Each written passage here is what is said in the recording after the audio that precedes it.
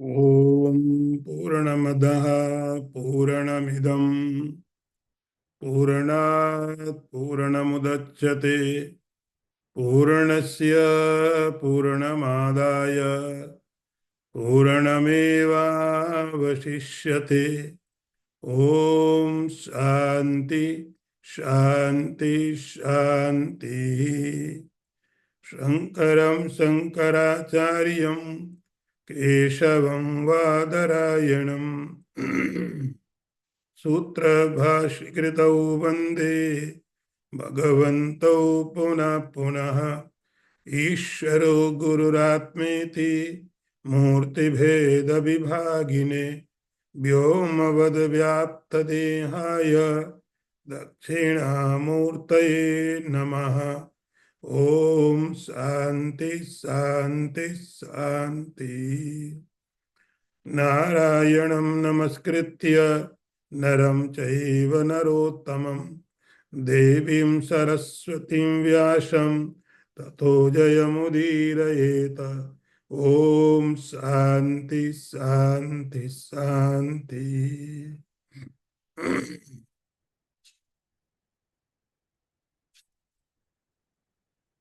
धृत्या यया धारयते मनः प्राणेन्द्रियक्रियाः योगेन अव्यभिचारिण्या धृति सा पार्थ सात्विकी। अर्थ देखिए, भगवान कहते हैं अर्जुन, जिस धृति के द्वारा मन प्राण और इंद्रियों की क्रियाओं को धारण किया जाता है, योग के द्वारा ऐसी धृति सात्विक धृति कही जाती है। अब हम लोग देख रहे हैं, भगवान ने बुद्धि के भेद बता दिए। बुद्धि सात्विक होती है, बुद्धि राजसिक होती है, बुद्धि तामसिक होती है। एक और पहलू, एक और बहुत ही महत्वपूर्ण पहलू अब भगवान बताने जा रहे हैं, जिसका नाम है धृति, जो शायद हम भूल जाते हैं। हम बुद्धि को ही बहुत महत्वपूर्ण मानते हैं, बुद्धि है मतलब सब कुछ, लेकिन अकेले बुद्धि अपने आप में पूरी नहीं होती है। किसी भी उद्देश्य के लिए, चाहे वो संसार का हो या कि अध्यात्म का हो, कोई भी गोल है, कोई भी उद्देश्य है, कोई भी लक्ष्य है, हमको मालूम भी है, हम उस लक्ष्य को जानते भी है। बुद्धि ने अपना काम कर दिया, हमको बिल्कुल सब मालूम है ये मेरा लक्ष्य है, लेकिन इतना जानने के बाद में लक्ष्य की प्राप्ति की कोई गारंटी नहीं है।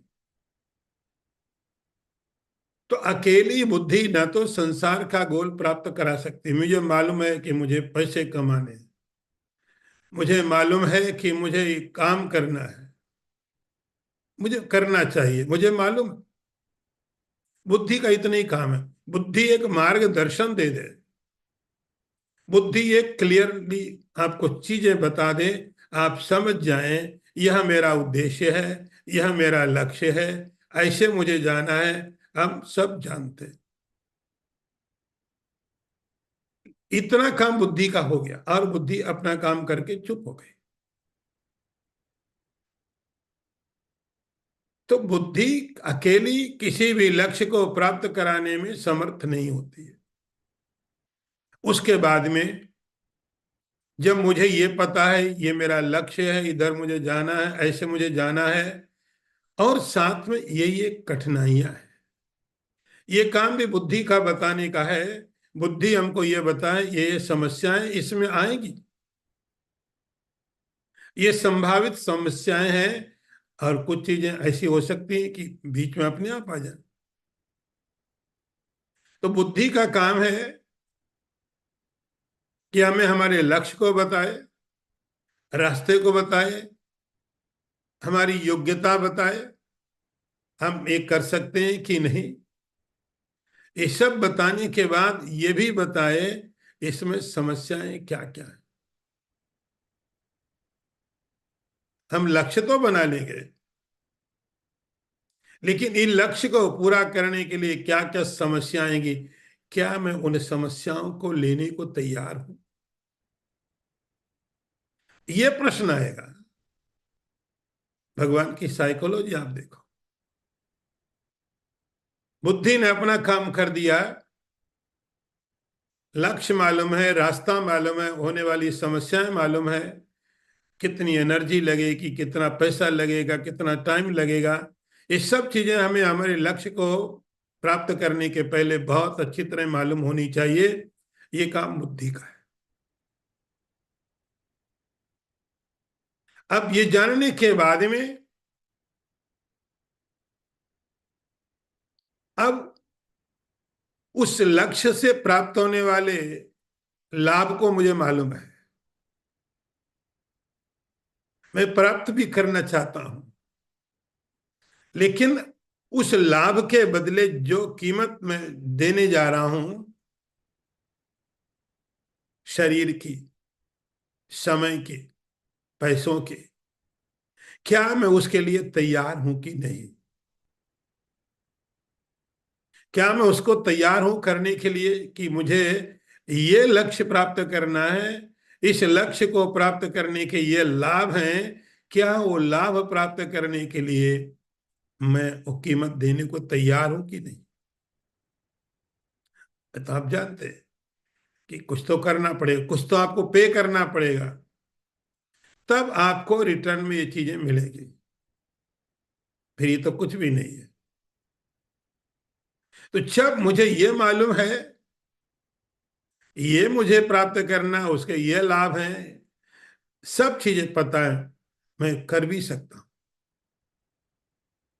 लेकिन क्या मैं वो कीमत पे करने को तैयार हूं। तो बहुत सारे इसको हम बोलते हैं विघ्न, ऑब्स्टिकल्स। क्या मैं ये देने को तैयार हूं, इसके बदले इतना मेरा टाइम लगेगा, इतनी मेरी एनर्जी लगेगी, सवेरे 4 बजे उठना पड़ेगा। तो जो उसके लिए प्रोसीजर है, क्या मैं उसको पालन करने को तैयार हूं। आप कहते हैं हाँ, मैं तैयार हूं, मैं तैयार हूं। ये काम बुद्धि का नहीं है, ये काम आपकी इच्छा शक्ति का है। मैं ये करने को तैयार हूं, कि मुझे वो प्राप्त करना है, वो लक्ष्य मुझे प्राप्त करना है।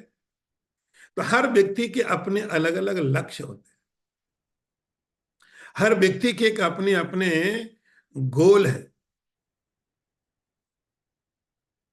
अपने अपने लेवल पर हर व्यक्ति अपने अपने गोल निश्चित करता है। कोई स्टूडेंट है, उसके अपने गोल है। कोई बिजनेसमैन है, उसकी अपनी एक सोचने की प्रक्रिया है कि मुझे ये चीजें प्राप्त करनी है। हर व्यक्ति के अपने अपने अलग अलग उद्देश्य हैं, लक्ष्य हैं। और हर लक्ष्य को प्राप्त करने के लिए आपको कुछ तो कीमत देनी पड़ेगी। लक्ष्य बड़ा है, उसकी प्राइस भी ज्यादा है। लक्ष्य छोटा है, तो प्राइस कम होगी। तो क्या वो जो लक्ष्य हमारे सामने है, उसकी कीमत हम देने को तैयार हैं। जब ये प्रश्न आएगा मन में, बुद्धि का काम खत्म। उस समय में हाँ, मैं तैयार हूं प्राप्त करने के लिए लक्ष्य को, इसके बदले में मुझे जो भी प्राप्त देना पड़े, मैं तैयार हूं। ये जो निश्चय है, कुछ भी करना पड़े, एट एनी कॉस्ट।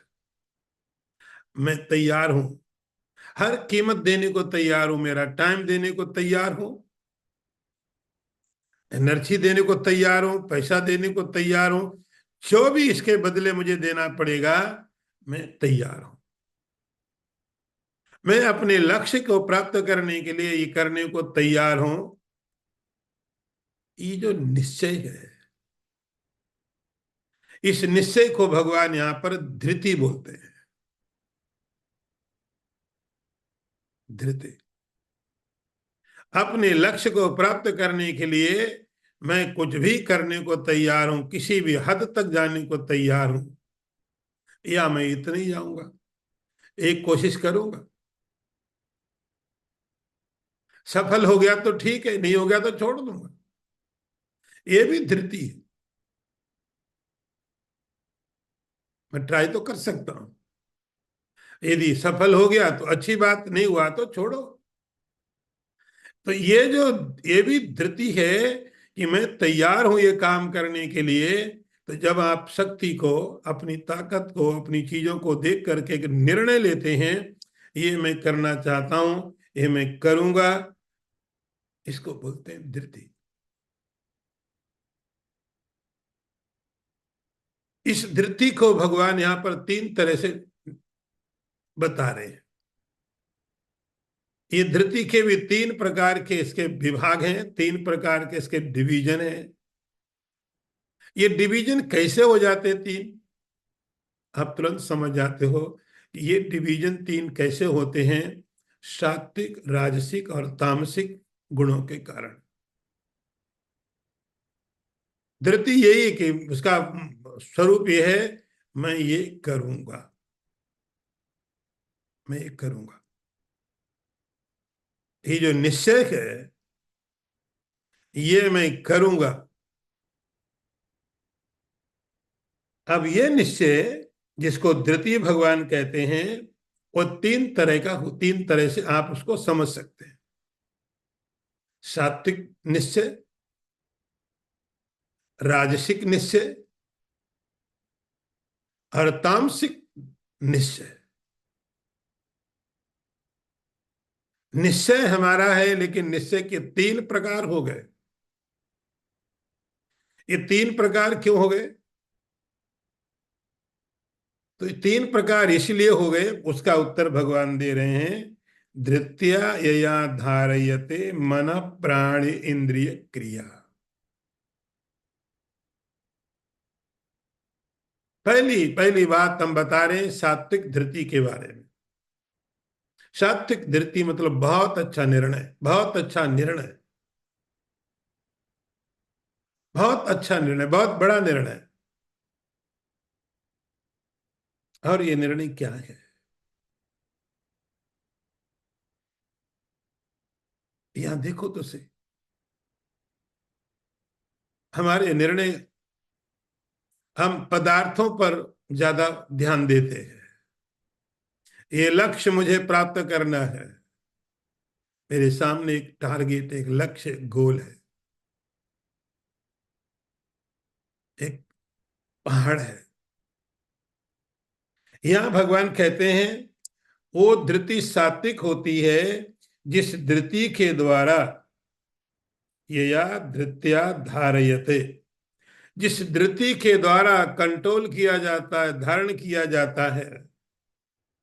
कि बार बार मन, मन तो फिर बोलेगा अरे छोड़ो, कहाँ चक्कर में पड़ गए। ये मन बोलेगा कहाँ चक्कर में पड़ गए तुम, छोड़ो इसको। हमारी धृति कहेगी नहीं, बहुत सोच समझ के मैंने निर्णय किया इसको करने के लिए, छोड़ नहीं सकता। तो जिस धृति के द्वारा, उस धृति की सहायता करने के लिए कौन है? योग। योगेन अव्यभिचारिण्या, ऐसा योग, ऐसा योग आपका अपने ऊपर में कंट्रोल। आप अपने को नियंत्रण कर पाए, और ये नियंत्रण आपका अपने ऊपर से कभी हटे नहीं। आप व्यभिचारिण्य, आपका नियंत्रण अपने ऊपर से हटे नहीं।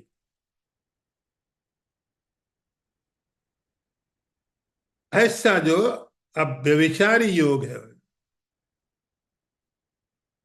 उस योग के द्वारा किया किया जाता है, आपके इस निश्चय को और मजबूती दी जाती है।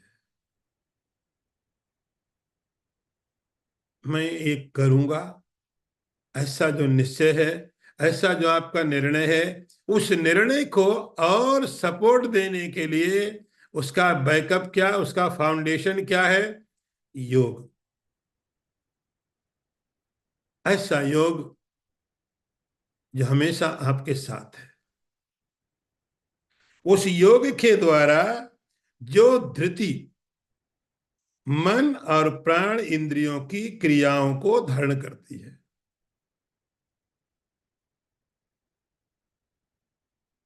जो धृति, ये जो निश्चय है,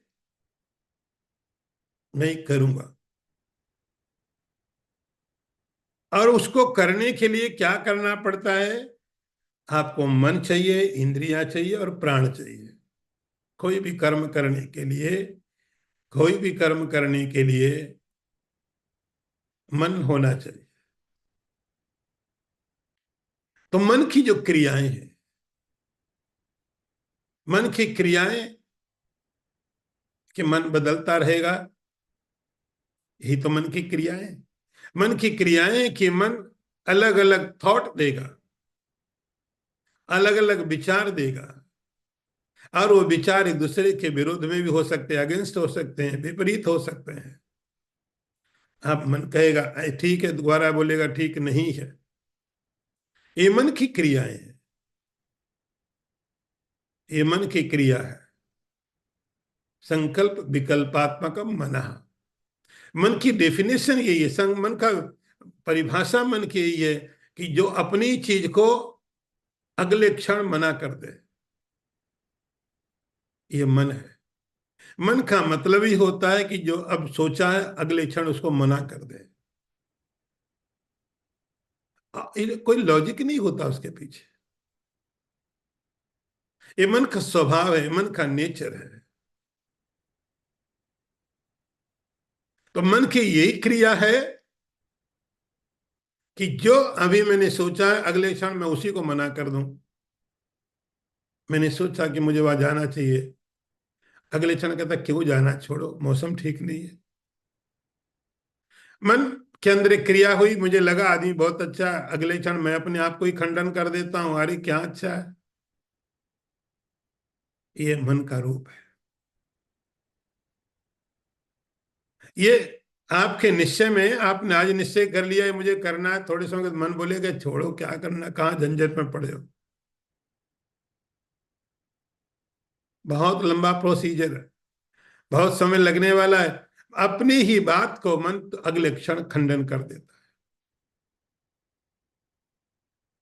सात्विक धृति वो होती है जो योग के, अब व्यभिचार योग के द्वारा, अब व्यभिचार योग का मतलब जो हमेशा एक जैसा रहे, ऐसे योग के द्वारा उस वृत्ति को कंट्रोल करे।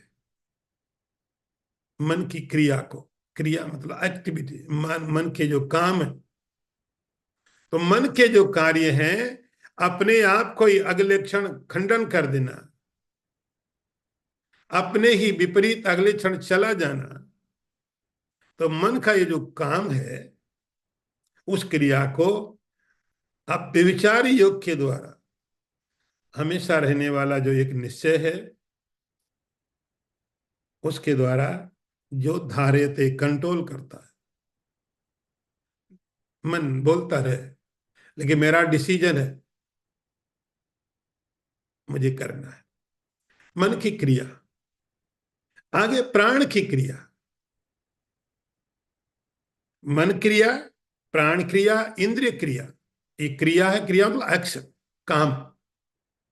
तीन के काम, मन के काम, प्राण के काम, इंद्रियों के काम।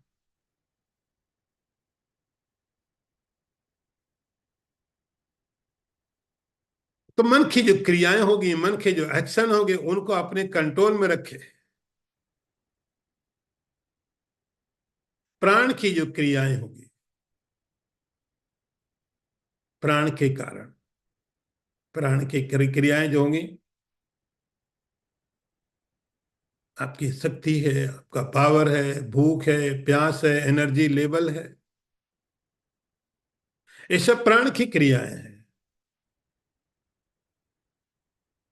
तो जब जब हमको कोई लक्ष्य प्राप्त करना है, उस लक्ष्य के लिए आपके प्राण क्रिया की आवश्यकता पड़ेगी।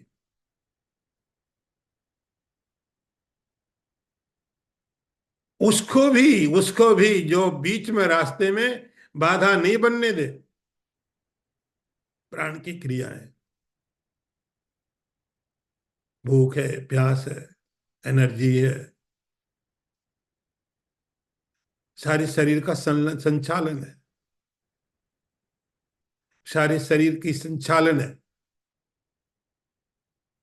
शरीर को व्यवस्थित रखना है।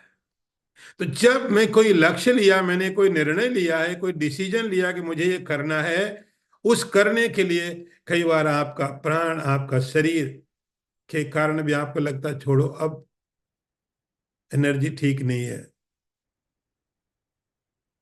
एनर्जी लेवल सही नहीं, शरीर सपोर्ट नहीं कर रहा है। उन क्रियाओं पर भी ये जो विघ्न के रूप में, एक तो शरीर सही में सपोर्ट नहीं कर रहा है, एक सही में मैं हमें कोई बहाना ढूंढ रहा हूं, और सब काम करने के लिए शरीर मेरा सपोर्ट करता है, लेकिन जब मैं ये करता हूं तो नहीं करता है। इसका मतलब है कि मुझे कोई एक्सक्यूजेज चाहिए यहां से। तो जो प्राण की क्रियाओं को अपने कंट्रोल में रखे। तीसरी क्रिया इंद्रियों की, इंद्रियों की क्रिया। तो 5 ज्ञान इंद्रिय, 5 कर्म इंद्रिय, इनकी जो क्रियाएं हैं, इनके जो एक्शन, इनके जो काम है, कि ये इंद्रियां आपको आपके लक्ष्य के लिए सपोर्ट करें। आपकी इंद्रियां आपको आपके लक्ष्य के लिए सपोर्ट करें।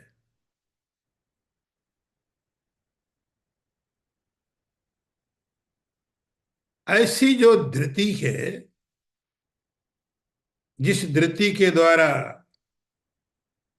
प्राण की क्रिया, मन की क्रिया और इंद्रियों की क्रियाओं को कंट्रोल किया जाए, एक और साधन जोड़ करके, और वह योगेन अव्यभिचारिण्य, अव्यभिचारी योग के द्वारा, हमेशा रहने वाला जो योग है, हमेशा रहने वाला आपका कनेक्शन आपके साथ है। तो यहां आपको कोई लक्ष्य नहीं बताया गया। हमारी धृति सात्विक तब होती है जब योग के द्वारा हमारे मन को, मन की क्रियाओं को, हमारे प्राण की क्रियाओं को, हमारी इंद्रियों की क्रियाओं को जब हम एक धारण करके रखते हैं, उस धृति को सात्विक कहा जाता है। उस निश्चय को, उस डिसीजन को सात्विक सर्वश्रेष्ठ है। अब यदि आप इस सब चीजों को इकट्ठा करके देखेंगे, इन सब चीजों को आप इकट्ठा करके देखेंगे, तो मालूम पड़ेगा बात भगवान किसकी कर रहे हैं। जिसको आप बोल सकते हैं हैप्पीनेस, अल्टीमेट गोल या रियलाइजेशन, उसकी तरफ, क्योंकि वहां इन सब की बहुत जरूरत पड़ती है। तो जो उस लक्ष्य की तरफ लेके जाए, वहां विघ्न बहुत होंगे। आपका कंट्रोल्ड माइंड चाहिए, प्राण आपको सपोर्ट करे, इंद्रियां आपको सपोर्ट करें, उनके ऊपर आप कंट्रोल करके रखें कि किसी भी इनके कारण मेरा निर्णय बदलूंगा नहीं मैं। ऐसी जो धृति है, उस धृति को भगवान कहते हैं सात्विक धृति होती है। आगे मंत्र देखिए। यया तु धर्म कामार्तान् धृत्या धारयते अर्जुन प्रसंगेन फलाकांक्षी धृति सा पार्थ राजसी। भगवान अब कहते हैं अर्जुन, यया जिसके द्वारा धर्म अर्थ काम इनको धारण किया जाता है फल की इच्छा के साथ,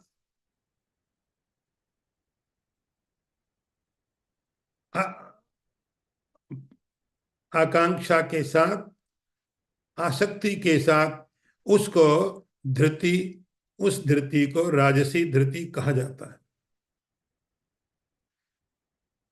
अब थोड़ा नीचे वाली धृति जो नंबर सेकंड है, जिसका नाम राजसी है। अब आप नाम तो तुरंत समझ जाते हैं कि आपके एक मालूम तरीका की मेथड क्या है, सात्विक, राजसिक, तामसिक। धृति वही है कि हमारा निर्णय, हमारा डिसीजन, उसी का नाम धृति है। अब उस धृति को थोड़ा नीचे के लेवल में एक्सप्लेन कर रहे भगवान, थोड़ा नीचे के लेवल को बता रहे हैं, जिसका नाम राजसिक है। राजसिक धृति क्या होती है? उस राजसिक धृति के साथ में चीज जुड़ गई, फलाकांक्षी प्रसंगेन। आपको ध्यान होगा पहले वाली धृति में भगवान ने योग का नाम लिया था, योगेन अव्यभिचारिण्य, अव्यभिचारी योग की बात की थी, जो हमेशा आपके साथ में रहता है। यहां भगवान ने उस धृति को राजसिक क्यों कहा, उसके पीछे कारण क्या है?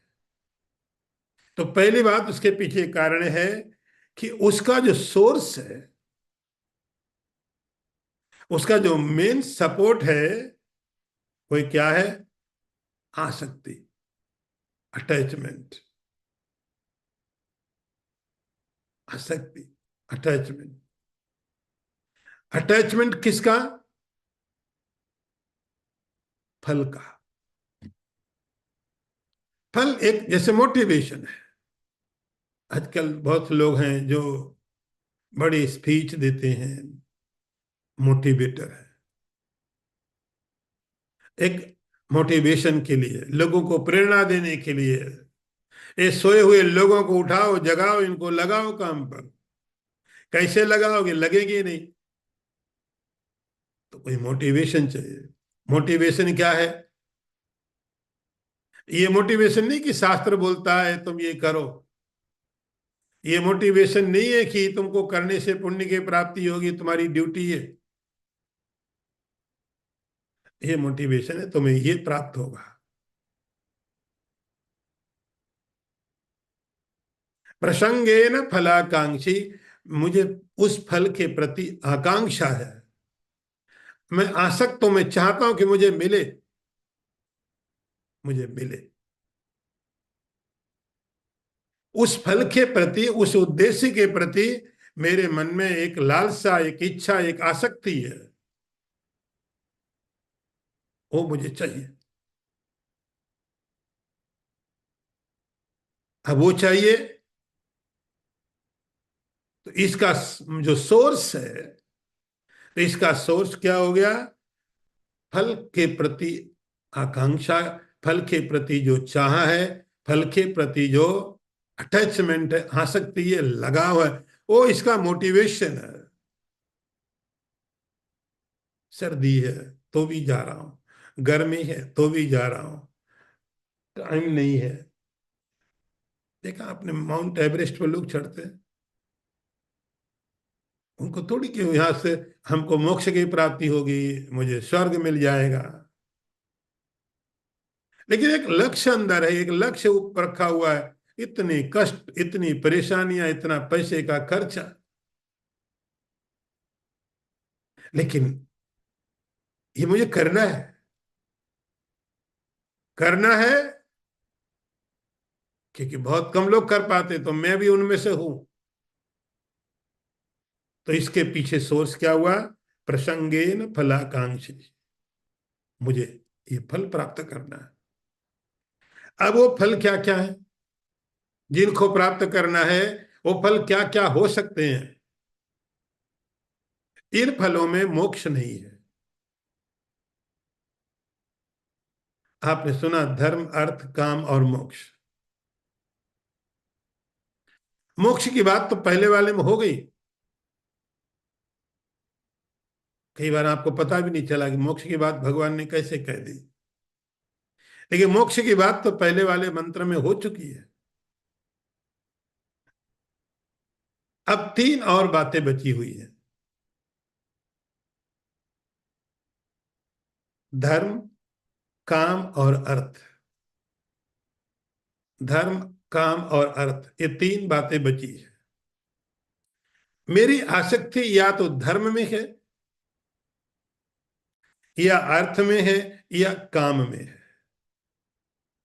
ये जो तीन पुरुषार्थ हैं, तीन प्रकार के, संसार की सारी की चीजों को भगवान ने स्वर्ग में, लोक में, परलोक में जितनी भी चीजें हैं, उन समस्त चीजों को भगवान ने तीन जगह रख दिया जहां हमारी आसक्ति होगी, जो हम चाहेंगे, जो हमारी इच्छा होगी। उसमें क्या क्या है? धर्म, काम और अर्थ। इनके प्रति ही हमारे मन में आसक्ति हो सकती है, मोक्ष के प्रति आसक्ति नहीं होती है, वो तो स्वभाव है। तो हमारी आसक्ति, हमारा अटैचमेंट कहाँ हो सकता है? या तो इस संसार के पदार्थों में, या कि परलोक के पदार्थों में।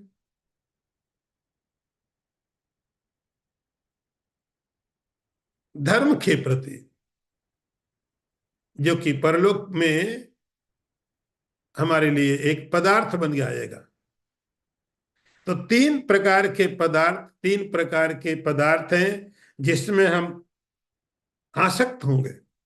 जो हमारा मोटिवेशन का, हमारे काम करने का कारण बनेगा, वो तीन ही चीजें हैं। एक एक का नाम भगवान कहाँ तक गिनाएंगे, इसलिए भगवान ने सबको तीन कैटेगरी में रख दिया। इसमें हमारा ये लोक भी आ गया, परलोक भी आ गया, पीछे के लोग सब आ गए, सब चीजें आ गई इसमें। अर्थ कमाएंगे, अर्थ मतलब पैसे, संपत्ति, संपत्ति, उसके प्रति हमारे मन में आसक्ति है। हमको बता दिया जाएगा ये महत्वपूर्ण है, सोना पैसा है, चांदी पैसे हैं, अर्थ है, हम उसके लिए अब सब कुछ करेंगे। तो वो हमारा मोटिवेशन है, वो हमारे विचारों को धारण करेगा। नहीं नहीं, मुझे तो प्राप्त करना ही पड़ेगा।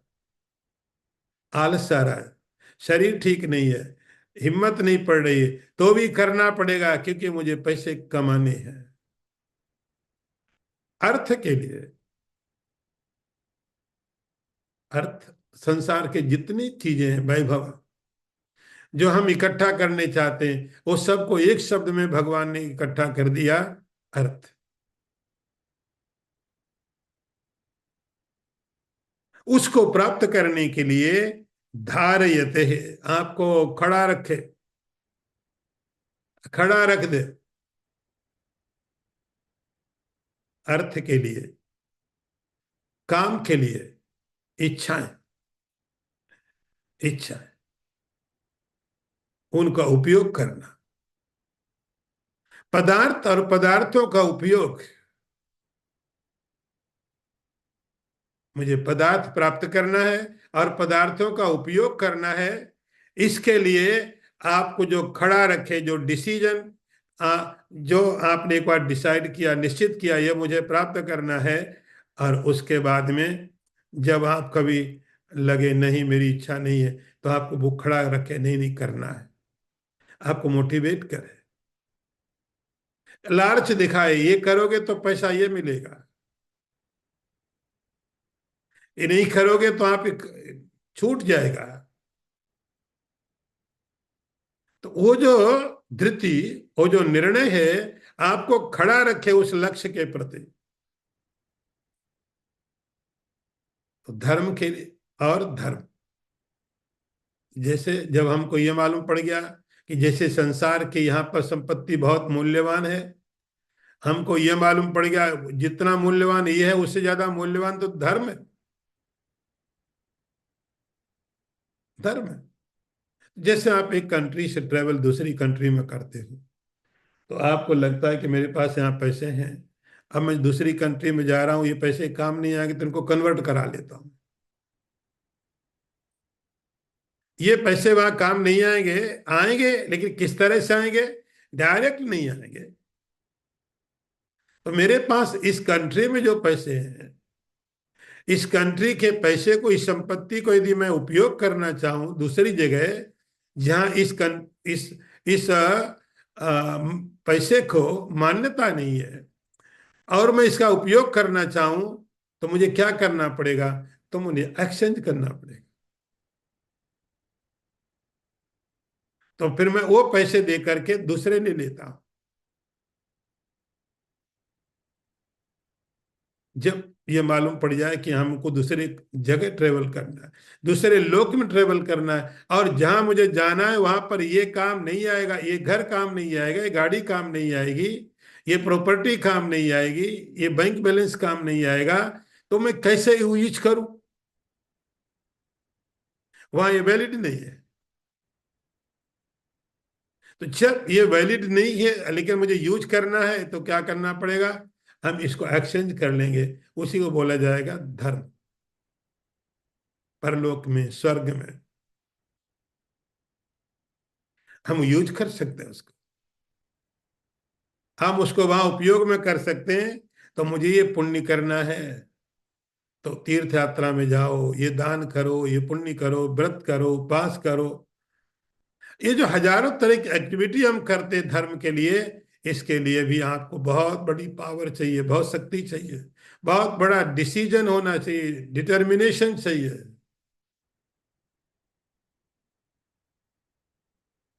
उसके लिए आपको आसक्ति होनी चाहिए। आसक्ति स्वर्ग की आसक्ति होनी चाहिए, वैकुंठ की, क्योंकि आसान काम नहीं है। तीर्थ यात्रा करना आसान है, तपस्या करना आसान थोड़ी है। सवेरे उठ करके 4 बजे बैठो, मेडिटेशन करो, प्राणायाम करो, योग करो, जाप करो, स्वाध्याय करो, आसान थोड़ी है। आसान होता तो सब लोग कर रहे होते ना, बहुत कम लोग कर पाते हैं। तो उसके लिए एक अंदर में कोई धृति चाहिए, जो सवेरे 4 बजे उठवा ले। तो यहां भगवान कहते हैं प्रसंगेन फलाकांक्षी, जो अपने फल के प्रति आसक्ति पैदा करती है, और वो फल होंगे धर्म, अर्थ, काम। इनको करने के लिए जो आपका निर्णय है, उस निर्णय को जो मजबूत करती रहे, नहीं मुझे तो ये कमाना ही है, ये मुझे काम करना है, ये कोर्स मुझे करना है, ये पैसे मुझे कमाने हैं, ये चीज करनी है, तो वो धर्म हो, अर्थ हो, काम हो, वो भी धृति है। और इस धृति को भगवान नाम देते हैं राजसिक। राजसिक धृति है। इसमें संसार के सारे पदार्थ आ गए, स्वर्ग आदि लोक भी आ गए। अब आगे देखिए यया स्वप्नम भयम शोकम विषादम मदमेव च न विमुंचति दुर्मेधा धृति सा पार्थ तामसी। अब आप सोचेंगे, ये दो दो धृतियों में तो सब कुछ आ गया। पहली धृति में डायरेक्टली न समझ के इनडायरेक्टली मोक्ष आ गया, लिबरेशन आ गया। दूसरी धृति के अंदर संसार के दूसरे समस्त पदार्थ आ गए, लोक परलोक के।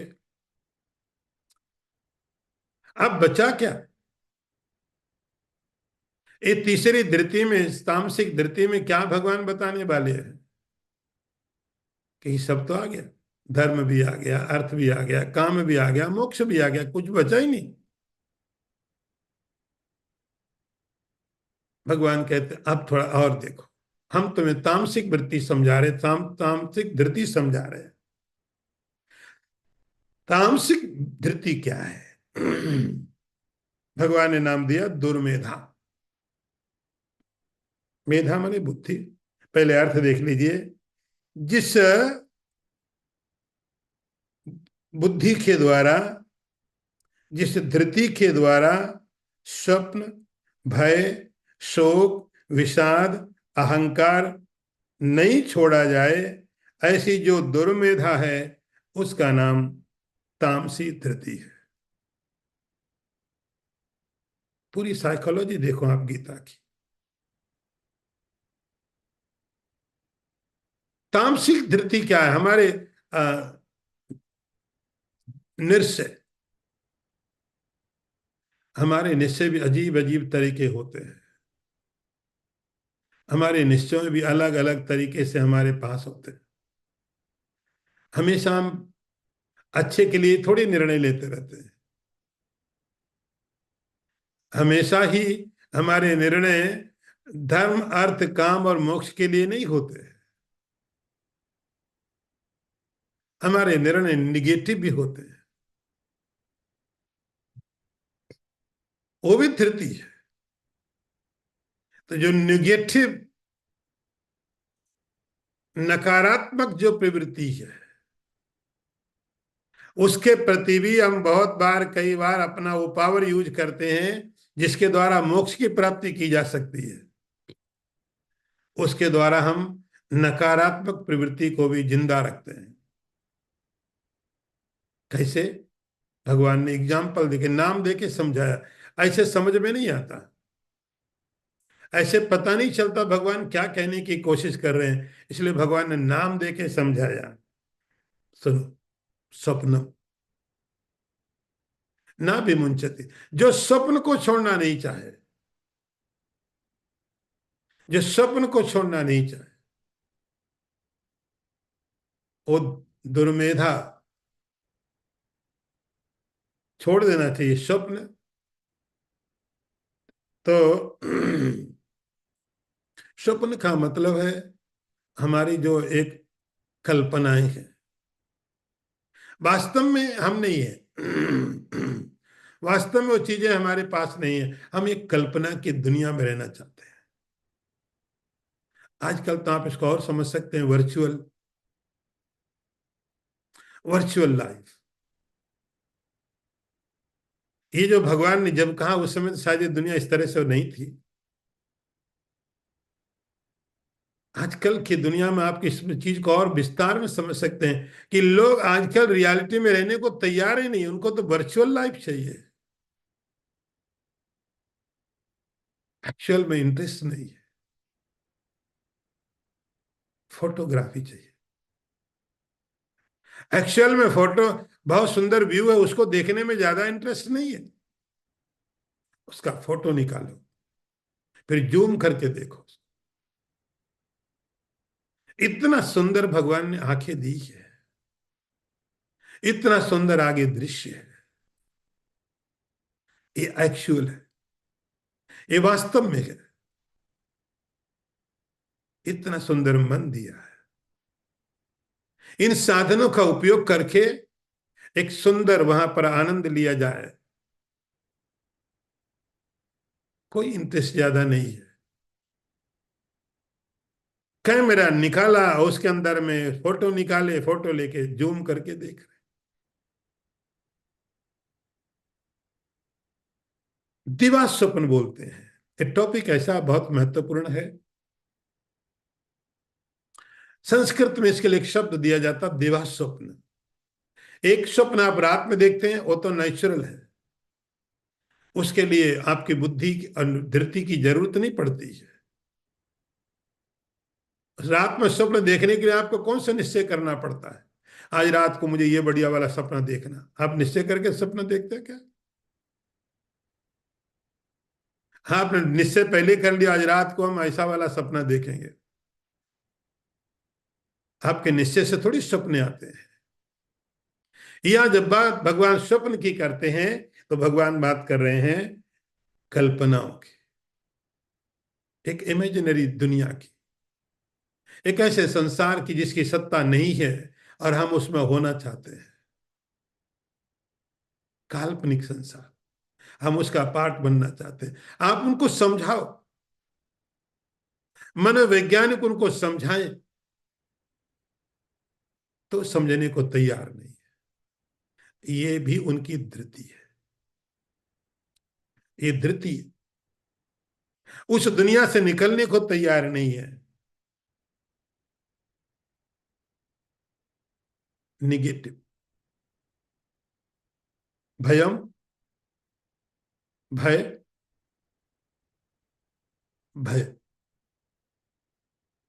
किसी के जीवन में हो सकता है, काल्पनिक भय भी होता है। काल्पनिक भय होने के साथ कई बार जीवन में से ऐसी चीजें हो जाएं, समझो बचपन में कोई व्यक्ति नदी में डूबने लग गया और वो व्यक्ति डूबते डूबते बच गया, बचा लिया गया, लेकिन उसके मन में पानी का एक भय बैठ गया, फोबिया हो गया, एक भय बैठ गया पानी का। पानी को देखे, नदी को देखे तो दूर भागे। बचपन में किसी आदमी को कुत्ते ने काट लिया, घटना हो गई, बात खत्म हो गई, लेकिन नहीं गई, अंदर में बैठ गया, फोबिया हो गया।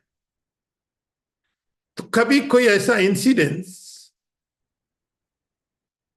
जो भयपूर्ण जीवन बना दे, उस घटना के बीतने के बाद भी लोग समझाएं छोड़ दो, हर पानी डुबा नहीं देता है,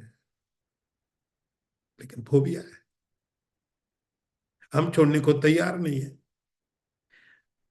इसको। ऐसे ही शोक, दुख, बात खत्म हो गई ना, घटना हुई, चली गई, लेकिन हम जाने नहीं देते हैं। किसी व्यक्ति की डेथ हो गई, बहुत प्रिय व्यक्ति था, दुख का कारण है, दुखी होने के लिए कारण है, दुख होता है, लेकिन कितना लंबा, कब तक, कब तक, फॉर व्हाट, वो छोड़े नहीं।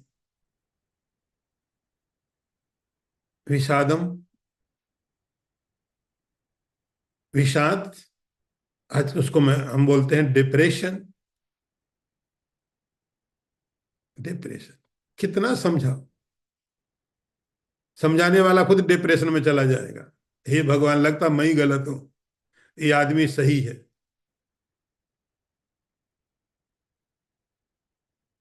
मदम, अहंकार, ये भी निगेटिव है। जो दुर्मेधा, दुर्बुद्धि नहीं छोड़ती है, बुद्धि वो भी है लेकिन दुर्मेधा है, निगेटिव की तरफ चली गई, निगेटिव की तरफ चली गई, माइनस में चली गई, अपने उत्थान की तरफ न जाकर के पतन की तरफ चली गई, अपने को सुखी न करने के लिए दुखी करने के लिए चली गई है। भगवान कहते दुर्मेधा है। मेधा है, बुद्धि है, लेकिन इस बुद्धि तो नहीं होती तो अच्छा होता। हे अर्जुन, ये तामसी है, ये तामसिक है। इस तरह से हमने सात्विक, राजसिक और तामसिक तीन तरह से धृति को, निश्चय को समझा। अब अगला टॉपिक आप इंट्रोड्यूस भगवान कर रहे हैं। सुखम तो इदानीम त्रिविधम शृणु में भरतर्षभा, अभ्यासाद् द्रमते यत्र दुखांतम च निगच्छति। अर्थ देखो, भगवान कहते हैं अर्जुन, अब मैं तुम्हें तीन प्रकार का सुख बताता हूं जहां अभ्यास से रमण होता है और जिसका परिणाम दुख होता है। अगला टॉपिक भगवान ले रहे हैं और बड़ा महत्वपूर्ण वो भी है,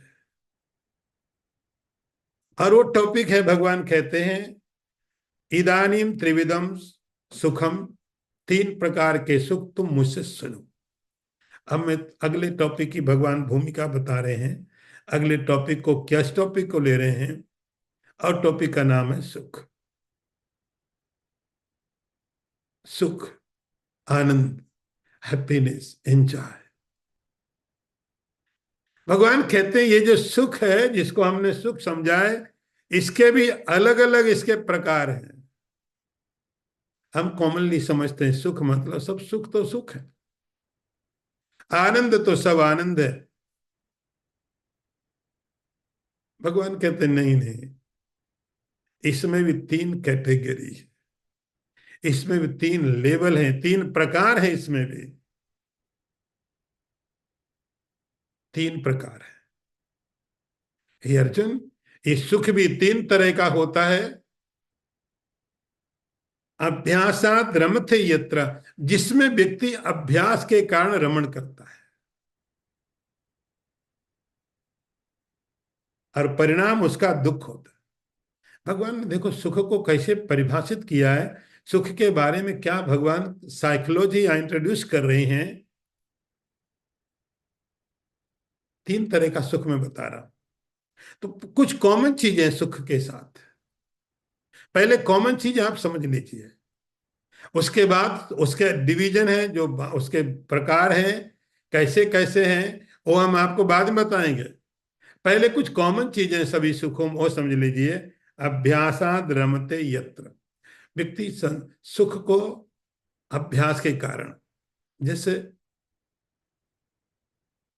अभ्यास मतलब प्रैक्टिस, आदत पड़ जाती है, आदत पड़ जाती है, तो संसार के सुख अभ्यास जन्य हो जाते हैं। जिसे किसी व्यक्ति ने एक्स्ट्रा, जिसको सुख बोलते हैं, अननेसेसरी, जरूरत नहीं, भोजन करना कोई सुख नहीं हो, आपकी आवश्यकता है, वो सुख नहीं है, आपकी जरूरत है।